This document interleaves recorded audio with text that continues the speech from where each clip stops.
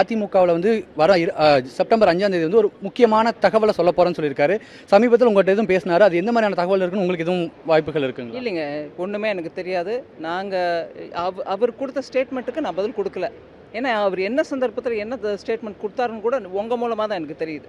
So அது மேலே நான் காமெண்ட் அடிக்கிறது சரியில்லை. 50% அந்த வரி விதிப்பு அமெரிக்காவோட வந்து பொருளாதார ரீதியாக இந்தியாவுக்கு மிகப்பெரிய ஒரு கஷ்டமாக இருக்குது. குறிப்பாக வந்து தமிழ்நாடு, ஆந்திரா போன்ற மாநிலங்களில் வந்து ஏற்றுமதியில் மிகப்பெரிய பாதிப்பு அடைஞ்சிருக்குது. ஒரு நிதி அமைச்சராக அடுத்த கட்ட முடிவுகள் என்ன எடுக்கப்படும்? தமிழ்நாடு இந்திய அரசு சார்பாக என்ன மாதிரியான முடிவுகள் எடுக்கப்படும்? நான் இந்திய அரசு சார்பாக ஏற்றுமதி செய்யும் எல்லா விதமான ஆர்கனைசேஷன்ஸோட நேற்றுக்கு எண்ணிக்கையில் டெல்லியிலே வந்து என்னை சந்தித்தாங்க.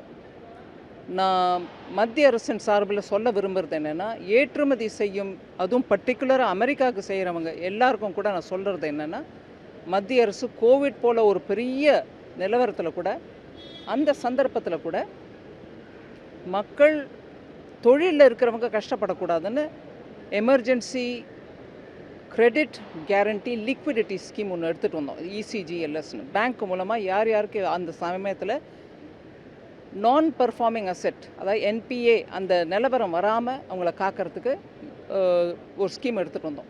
அந்த ஸ்கீம் நல்ல உதவியாக இருந்துச்சு. எந்த ஒரு தொழிலும் மூடப்பட வேண்டிய நிலைமைக்கு வராமல் நம்ம மத்திய அரசின் மூலமாக உதவி பண்ணி நல்லபடியாக சிச்சுவேஷன் அந்த க்ராஸ் பண்ணிட்டு வந்துட்டோம் இன்றைக்கி.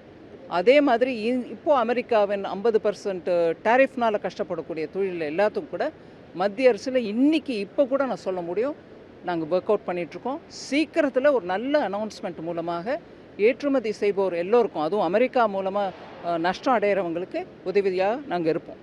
ஃபைனல் கொஸ்டின் மேடம், முதலமைச்சர் வந்து ஃபாரின் பயணம் போயிருக்காரு, பல நிதிகளை பெற்றிருக்கான்னு சொல்கிறாங்க. அதை நீங்கள் எப்படி பார்க்குறீங்க?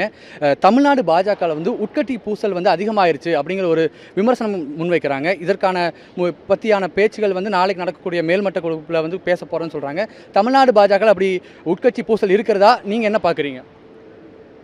தமிழ்நாடு பாஜக கோர் கமிட்டியை சந்தித்து பேசுகிறதுங்கிறது அப்பப்போ டைம் நடந்துட்டு தான் இருக்குது. இங்கே உட்பூசல் வந்துருச்சு அதனால் கூப்பிட்டாங்கன்றது இல்லவே இல்லை. எங்கள் கட்சியில் கோர் கமிட்டியோட பேசுகிறதுங்கிறது ரெகுலராக நடக்கிற ஒரு விஷயந்தான். அதனால் அதை நீங்கள் இன்றைக்கி மிகப்படுத்தி ஓஹோ பிஜேபியில் ஏதோ பெரிய விவகாரம் வந்துருச்சு அதனால் கூப்பிட்ருக்காங்கன்றது வேணாம். நீங்கள் அதை ரிமூவ் பண்ணிடலாம். நீங்கள் பார்ட்டி டாக்குமெண்ட்ஸ் பார்த்தா கூட உங்களுக்கு தெரியும். அடிக்கடி கூப்பிட்டு பேசுகிறது நார்மல் சிச்சுவேஷன் தான்.